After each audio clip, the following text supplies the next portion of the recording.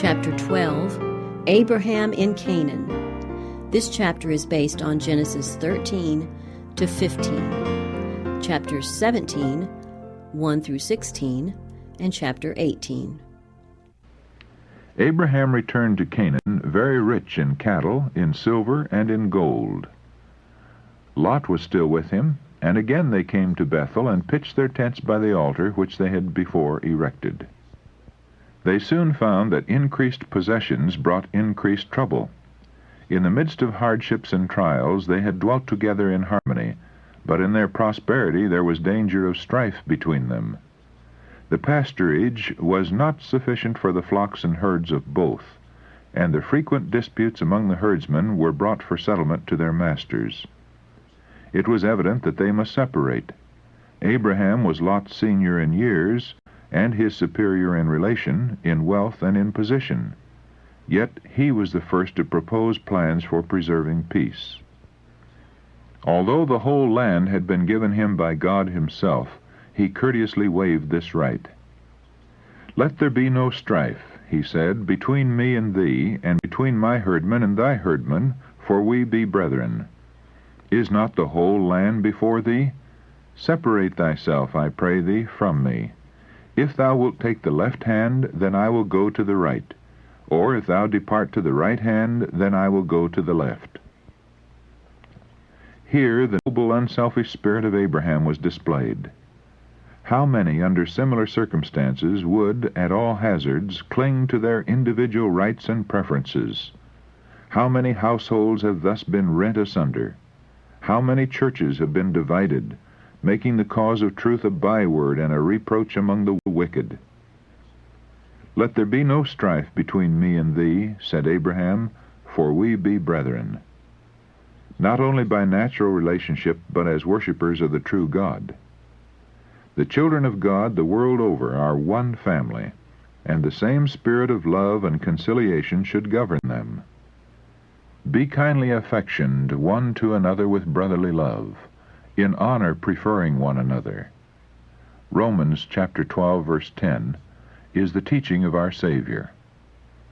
The cultivation of a uniform courtesy, a willingness to do to others as we would wish them to do to us, would annihilate half the ills of life. The spirit of self-aggrandizement is the spirit of Satan, but the heart in which the love of Christ is cherished will possess that charity which seeketh not her own. Such will heed the divine injunction, "Look not every man on his own things, but every man also on the things of others." Philippians chapter 2, verse 4. Although Lot owed his prosperity to his connection with Abraham, he manifested no gratitude to his benefactor. Courtesy would have dictated that he yield the choice to Abraham, but instead of this he selfishly endeavored to grasp all its advantages. He lifted up his eyes and beheld all the plain of Jordan, that it was well watered everywhere, even as the garden of the Lord, like the land of Egypt as thou comest unto Zoar. The most fertile region in all Palestine was the Jordan Valley, reminding the beholders of the lost paradise and equaling the beauty and productiveness of the Nile-enriched plains they had so lately left. There were cities also, wealthy and beautiful, inviting to profitable traffic in their crowded marts. Dazzled with visions of worldly gain, Lot overlooked the moral and spiritual evils that would be encountered there. The inhabitants of the plain were sinners before the Lord exceedingly, but of this he was ignorant, or, knowing, gave it but little weight. He chose him all the plain of Jordan, and pitched his tent toward Sodom. How little did he foresee the terrible results of that selfish choice. After the separation from Lot, Abraham again received from the Lord a promise of the whole country. Soon after this he removed to Hebron, pitching his tent under the oaks of Mamre, and erecting beside it an altar to the Lord. In the free air of those upland plains, with their olive groves and vineyards, their fields of waving grain, and the wide pasture grounds of the encircling hills, he dwelt well content with his simple patriarchal life, and leaving to Lot the perilous luxury of the vale of Sodom. Abraham was honored by the surrounding nations as a mighty prince and a wise and able chief. He did not shut away his influence from his neighbors. His life and character, in their marked contrast with those of the worshippers of idols, exerted a telling influence in favor of the true faith. His allegiance to God was unswerving, while his affability and benevolence inspired confidence and friendship, and his unaffected greatness commanded respect and honor. His religion was not held as a precious treasure to be jealously guarded and enjoyed solely by the possessor. True religion cannot be thus held, for such a spirit is contrary to the principles of the gospel. While Christ is dwelling in the heart, it is impossible to conceal the light of his presence, or for that light to grow dim. On the contrary, it will grow brighter and brighter as day by day the mists of selfishness and sin that envelop the soul are dispelled by the bright beams of the Sun of Righteousness. The people of God are his representatives upon the earth, and he intends that they shall be lights in the moral darkness of this world.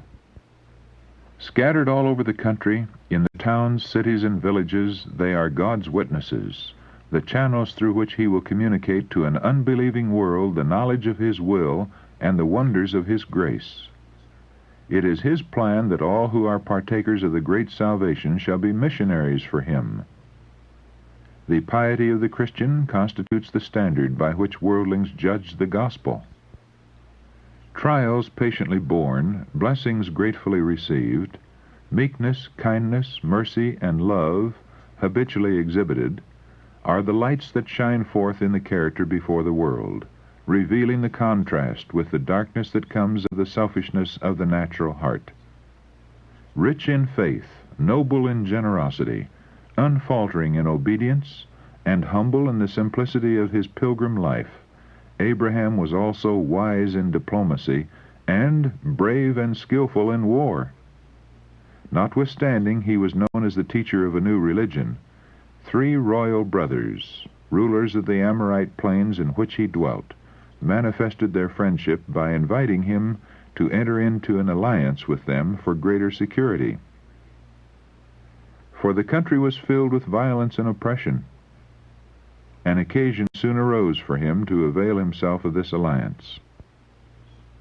Chedorlaomer, king of Elam, had invaded Canaan 14 years before and made it tributary to him. Several of the princes now revolted, and the Elamite king with 4 allies again marched into the country to reduce them to submission. 5 kings of Canaan joined their forces and met the invaders in the Vale of Siddim, but only to be completely overthrown. A large part of the army was cut to pieces, and those who escaped fled for safety to the mountains. The victors plundered the cities of the plain and departed with rich spoil and many captives, among whom were Lot and his family. Abraham, dwelling in peace in the oak groves at Mamre, learned from one of the fugitives the story of the battle and the calamity that had befallen his nephew. He had cherished no unkind memory of Lot's ingratitude. All his affection for him was awakened, and he determined that he should be rescued. Seeking first of all divine counsel, Abraham prepared for war. From his own encampment he summoned 318 trained servants, men trained in the fear of God, in the service of their master, and in the practice of arms. His confederates, Mamre, Eshcol, and Aner, joined him with their bands, and together they started in pursuit of the invaders. The Elamites and their allies had encamped at Dan on the northern border of Canaan. Flushed with victory and having no fear of an assault from their vanquished foes, they had given themselves up to reveling. The patriarch divided his force so as to approach from different directions, and came upon the encampment by night. His attack, so vigorous and unexpected, resulted in speedy victory. The king of Elam was slain, and his panic-stricken forces were utterly routed. Lot and his family, with all the prisoners and their goods, were recovered, and a rich booty fell into the hands of the victors. To Abraham, under God, the triumph was due. The worshipper of Jehovah had not only rendered a great service to the country, but had proved himself a man of valor. it was seen that righteousness is not cowardice, and that Abraham's religion made him courageous in maintaining the right and defending the oppressed. His heroic act gave him a widespread influence among the surrounding tribes. On his return, the king of Sodom came out with his retinue to honor the conqueror. He bade him take the goods, begging only that the prisoners should be restored. By the usage of war, the spoils belonged to the conquerors. But Abraham had undertaken this expedition with no purpose of gain, and he refused to take advantage of the unfortunate, only stipulating that his confederates should receive the portion to which they were entitled. Few, if subjected to such a test, would have shown themselves as noble as did Abraham. Few would have resisted the temptation to secure so rich a booty. His example is a rebuke to self-seeking, mercenary spirits. Abraham regarded the claims of justice and humanity. His conduct illustrates the inspired maxim, "Thou shalt love thy neighbor as thyself." Leviticus chapter 19, verse 18. "I have lifted up my hand," he said, "unto the Lord, the Most High God, the possessor of heaven and earth, that I will not take from a thread even to a shoe latchet, and that I will not take anything that is thine, lest thou shouldst say, I have made Abram rich." He would give them no occasion to think that he had engaged in warfare for the sake of gain, or to attribute his prosperity to their gifts or favor. God had promised to bless Abraham, and to him the glory should be ascribed. Another who came out to welcome the victorious patriarch was Melchizedek, king of Salem, who brought forth bread and wine for the refreshment of his army. As priest of the Most High God, he pronounced a blessing upon Abraham, and gave thanks to the Lord, who had wrought so great a deliverance by his servant. And Abraham gave him tithes of all. Abraham gladly returned to his tents and his flocks, but his mind was disturbed by harassing thoughts. He had been a man of peace, so far as possible shunning enmity and strife, and with horror he recalled the scene of carnage he had witnessed. But the nations whose forces he had defeated would doubtless renew the invasion of Canaan and make him the special object of their vengeance. Becoming thus involved in national quarrels, the peaceful quiet of his life would be broken. Furthermore, he had not entered upon the possession of Canaan, nor could he now hope for an heir to whom the promise might be fulfilled. In a vision of the night the divine voice was again heard. "Fear not, Abraham," were the words of the Prince of Princes. "I am thy shield and thy exceeding great reward." But his mind was so oppressed by forebodings that he could not now grasp the promise with unquestioning confidence as heretofore. He prayed for some tangible evidence that it would be fulfilled. And how was the covenant promise to be realized while the gift of a son was withheld? "What wilt thou give me," he said, "seeing I go childless? And lo, one born in my house is mine heir." He proposed to make his trusty servant Eliezer his son by adoption and the inheritor of his possessions. But he was assured that a child of his own was to be his heir. Then he was led outside his tent and told to look up to the unnumbered stars glittering in the heavens. And as he did so, the words were spoken, "So shall thy seed be." Abraham believed God, and it was counted unto him for righteousness. Romans chapter 4, verse 3. Still the patriarch begged for some visible token as a confirmation of his faith, and as an evidence to after generations that God's gracious purposes toward them would be accomplished. The Lord condescended to enter into a covenant with his servant, employing such forms as were customary among men for the ratification of a solemn engagement. By divine direction, Abraham sacrificed a heifer, a she-goat, and a ram, each 3 years old, dividing the bodies and laying the pieces a little distance apart. To these he added a turtle-dove and a young pigeon, which, however, were not divided. This being done, he reverently passed between the parts of the sacrifice, making a solemn vow to God of perpetual obedience. Watchful and steadfast, he remained beside the carcasses till the going down of the sun, to guard them from being defiled or devoured by birds of prey. About sunset he sank into a deep sleep, and lo, a horror of great darkness fell upon him. And the voice of God was heard, bidding him not to expect immediate possession of the promised land, and pointing forward to the sufferings of his posterity before their establishment in Canaan. The plan of redemption was here opened to him, in the death of Christ, the great sacrifice, and his coming in glory. Abraham saw also the earth restored to its Eden beauty, to be given him for an everlasting possession, as the final and complete fulfillment of the promise. As a pledge of this covenant of God with men, a smoking furnace and a burning lamp, symbols of the divine presence, passed between the severed victims, totally consuming them.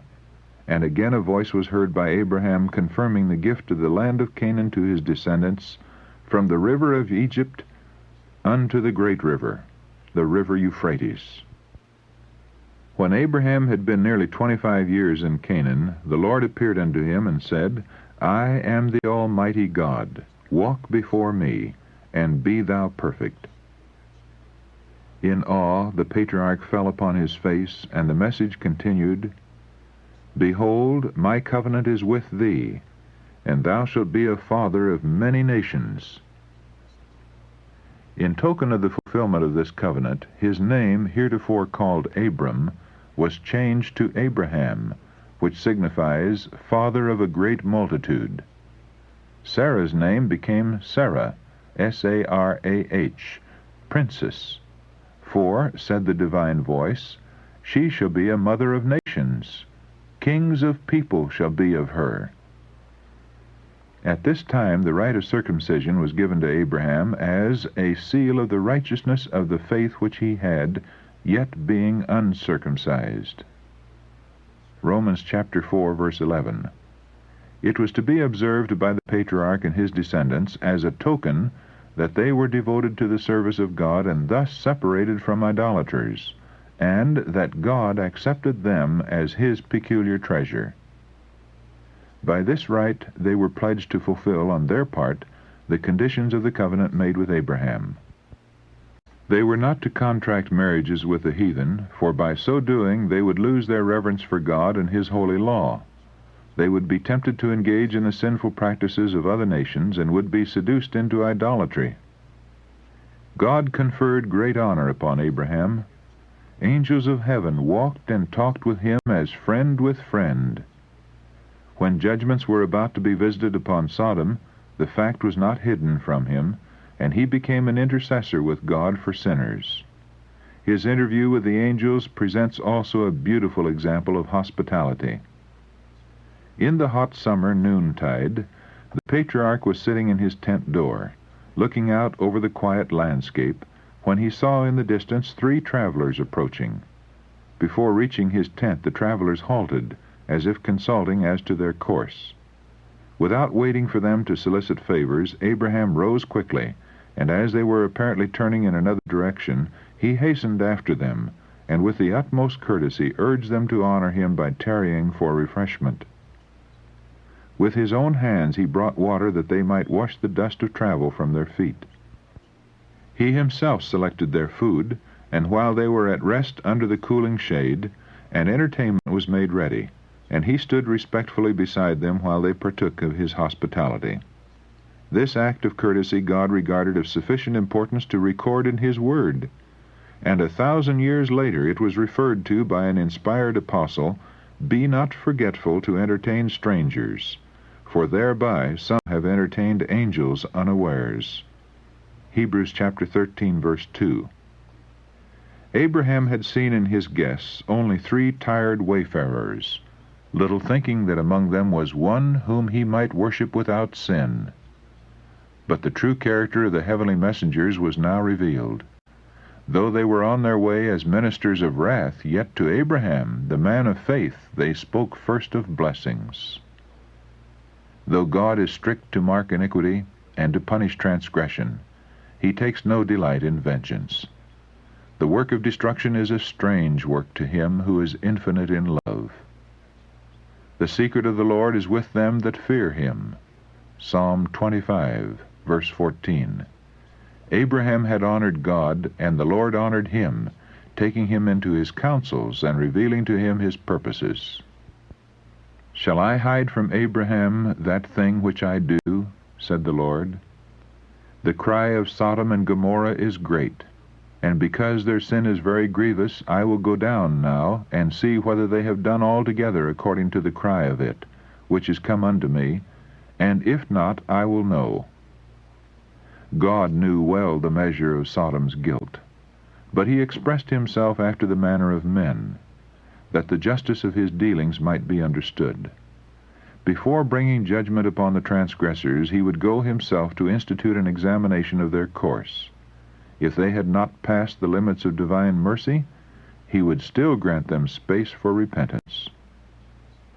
2 of the heavenly messengers departed, leaving Abraham alone with him whom he now knew to be the Son of God. And the man of faith pleaded for the inhabitants of Sodom. Once he had saved them by his sword, now he endeavored to save them by prayer. Lot and his household were still dwellers there, and the unselfish love that prompted Abraham to their rescue from the Elamites now sought to save them, if it were God's will, from the storm of divine judgment. With deep reverence and humility he urged his plea, I have taken upon me to speak unto the Lord, which am but dust and ashes. There was no self-confidence, no boasting of his own righteousness. He did not claim favor on the ground of his obedience or of the sacrifices he had made in doing God's will. Himself a sinner, he pleaded in the sinner's behalf. Such a spirit all who approach God should possess. Yet Abraham manifested the confidence of a child pleading with the loved father. He came close to the heavenly messenger and fervently urged his petition. Though Lot had become a dweller in Sodom, he did not partake in the iniquity of its inhabitants. Abraham thought that in that populous city there must be other worshippers of the true God. And in view of this he pleaded, That be far from thee to do after this manner, to slay the righteous with the wicked. That be far from thee. Shall not the judge of all the earth do right? Abraham asked not once merely, but many times. Waxing bolder as his requests were granted, he continued until he gained the assurance that if even 10 righteous persons should be found in it, the city would be spared. Love for perishing souls inspired Abraham's prayer. While he loathed the sins of that corrupt city, he desired that the sinners might be saved. His deep interest for Sodom shows the anxiety that we should feel for the impenitent. We should cherish hatred of sin, but pity and love for the sinner. All around us are souls going down to ruin as hopeless, as terrible as that which befell Sodom. Every day the probation of some is closing. Every hour some are passing beyond the reach of mercy. And where are the voices of warning and entreaty to bid the sinner flee from this fearful doom? Where are the hands stretched out to draw him back from death? Where are those who, with humility and persevering faith, are pleading with God for him? The spirit of Abraham was the spirit of Christ. The Son of God is himself the great intercessor in the sinner's behalf. He who has paid the price for its redemption knows the worth of the human soul. With an antagonism to evil such as can exist only in a nature spotlessly pure, Christ manifested toward the sinner a love which infinite goodness alone could conceive. In the agonies of the crucifixion, himself burdened with the awful weight of the sins of the whole world, he prayed for his revilers and murderers, Father, forgive them, for they know not what they do. Luke chapter 23, verse 34. Of Abraham it is written that he was called the friend of God, the father of all them that believe. James chapter 2, verse 23, and Romans chapter 4, verse 11. The testimony of God concerning this faithful patriarch is, Abraham obeyed my voice and kept my charge, my commandments, my statutes, and my laws.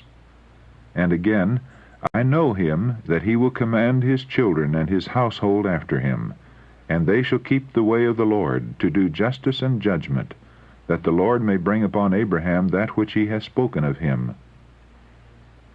It was a high honor to which Abraham was called, that of being the father of the people who for centuries were the guardians and preservers of the truth of God for the world, of that people through whom all the nations of the earth should be blessed in the advent of the promised Messiah. But he who called the patriarch judged him worthy. It is God that speaks. He who understands the thoughts afar off, and places the right estimate upon men, says, I know him.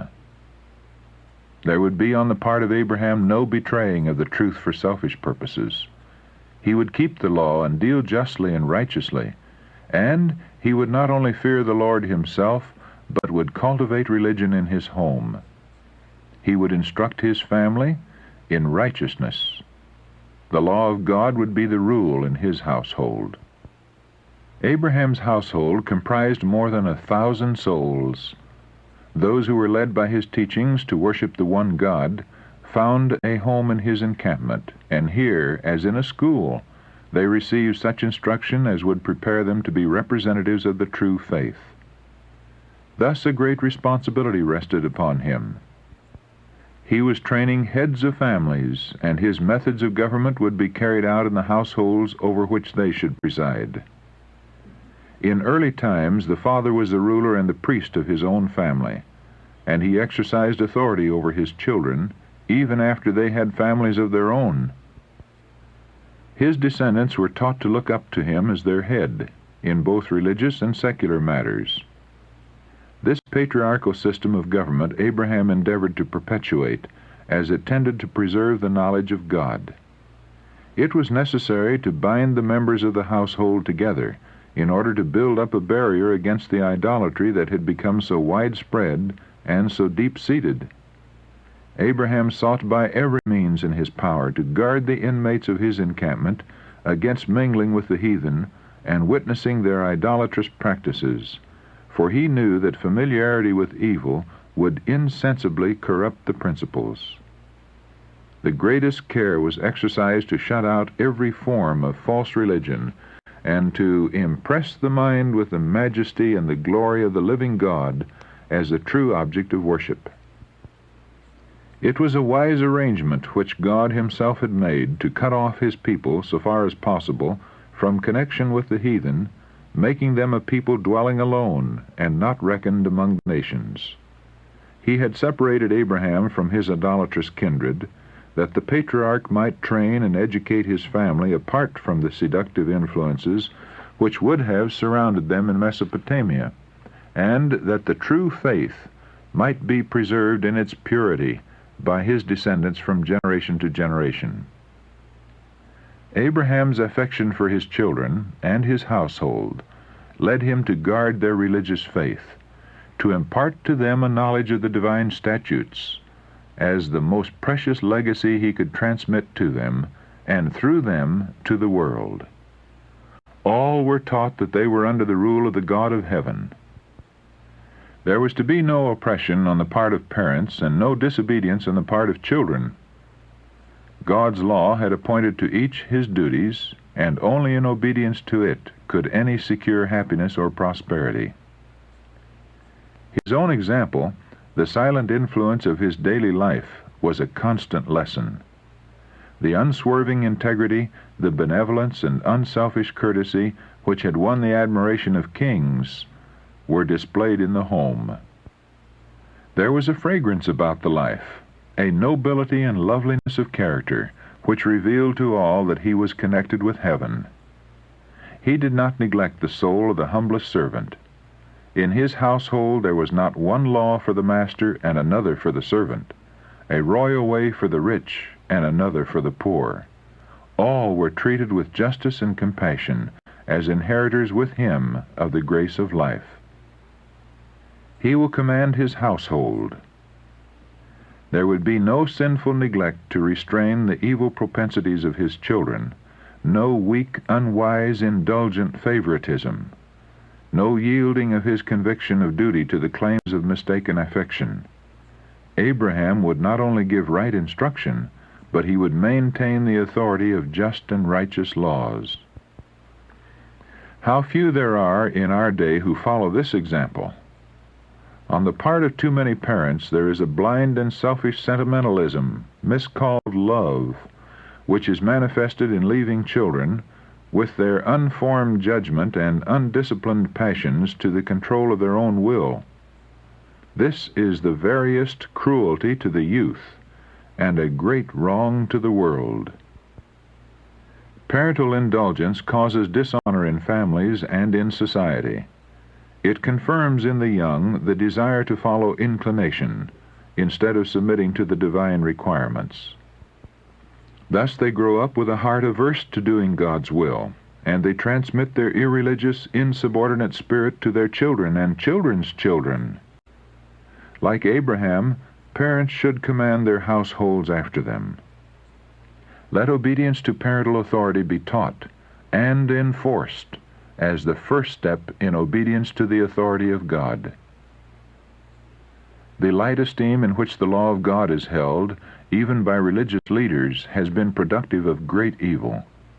The teaching which has become so widespread that the divine statutes are no longer binding upon men is the same as idolatry in its effect upon the morals of the people. Those who seek to lessen the claims of God's holy law are striking directly at the foundation of the government of families and nations. Religious parents, failing to walk in his statutes, do not command their household to keep the way of the Lord.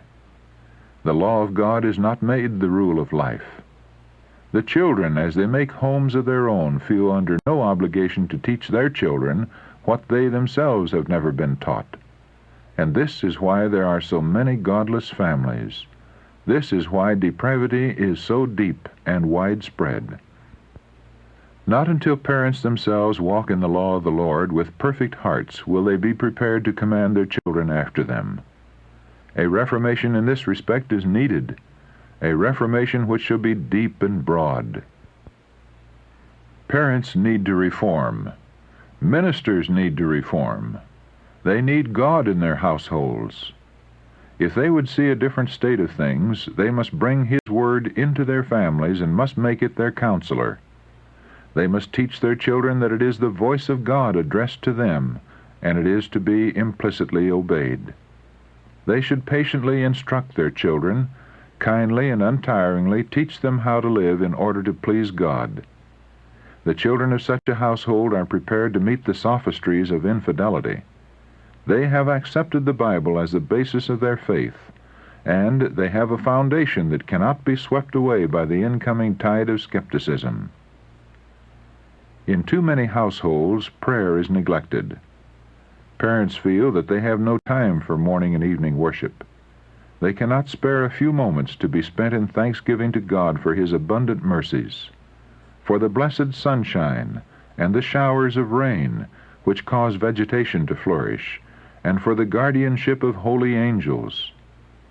They have no time to offer prayer for divine help and guidance, and for the abiding presence of Jesus in the household. They go forth to labor as the ox or the horse goes, without one thought of God or heaven. They have souls so precious that rather than permit them to be hopelessly lost, the Son of God gave His life to ransom them. But they have little more appreciation of His great goodness than have the beasts that perish. Like the patriarchs of old, those who profess to love God should erect an altar to the Lord wherever they pitch their tent. If ever there was a time when every house should be a house of prayer, it is now. Fathers and mothers should often lift up their hearts to God in humble supplication for themselves and their children. Let the father, as priest of the household, lay upon the altar of God the morning and evening sacrifice, while the wife and children unite in prayer and praise. In such a household Jesus will love to tarry. From every Christian home, a holy light should shine forth. Love should be revealed in action. It should flow out in all home intercourse, showing itself in thoughtful kindness, in gentle, unselfish courtesy. There are homes where this principle is carried out, homes where God is worshipped, and truest love reigns. From these homes, morning and evening prayer ascends to God as sweet incense, and His mercies and blessings descend upon the suppliants like the morning dew. A well-ordered Christian household is a powerful argument in favor of the reality of the Christian religion, an argument that the infidel cannot gainsay. All can see that there is an influence at work in the family that affects the children, and that the God of Abraham is with them.